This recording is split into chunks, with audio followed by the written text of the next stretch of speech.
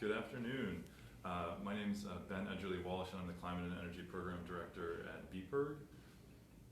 I'm Andrew Perchlik, Senator from Washington County. And we wanted to just give you a quick update on one of the most exciting bills in the State House this year, certainly on the topic of climate, bill that would get us to 100% renewable electricity by 2030. And Senator Perchlik is one of the primary sponsors on the bill, so he can give you a few of the details. Yeah, I'm working on this bill with Senator Pearson from Chittenden County. And this is a bill that would require utilities to reach 100% of the electricity that they sell to all of us customers be from renewable energy sources.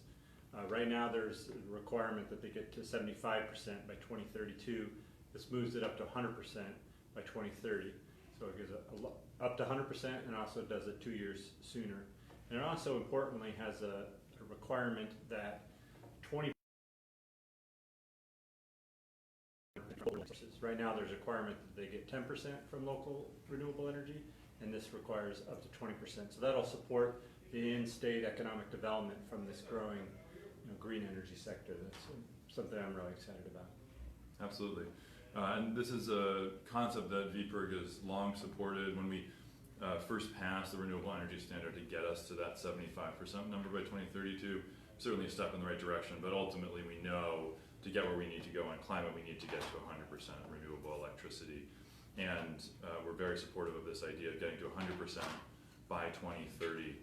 Just briefly how we're thinking about this bill, as with all the climate legislation that we're supporting in the legislature, we are very interested in embodying the principles of resilience and a just transition, and certainly think that there's ample opportunity to do that as we build out local renewable energy that, if done well, has the real potential to build a more resilient electric grid and more resilient homes, businesses, and communities around the state.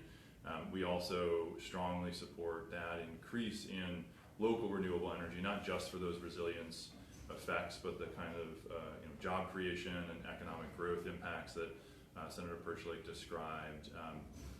And because ultimately, if we're going to be reducing our climate pollution, that's going to be because we're getting new renewable energy built and online. And as much as we can do that here in Vermont, that's something we're interested in seeing. So stay tuned for a lot more on this.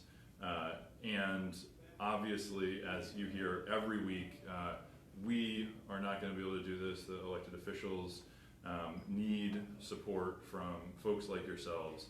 So when you get done watching this video, get on the phone, 828-2228. That's the Sergeant at Arms, essentially the front desk of the State House.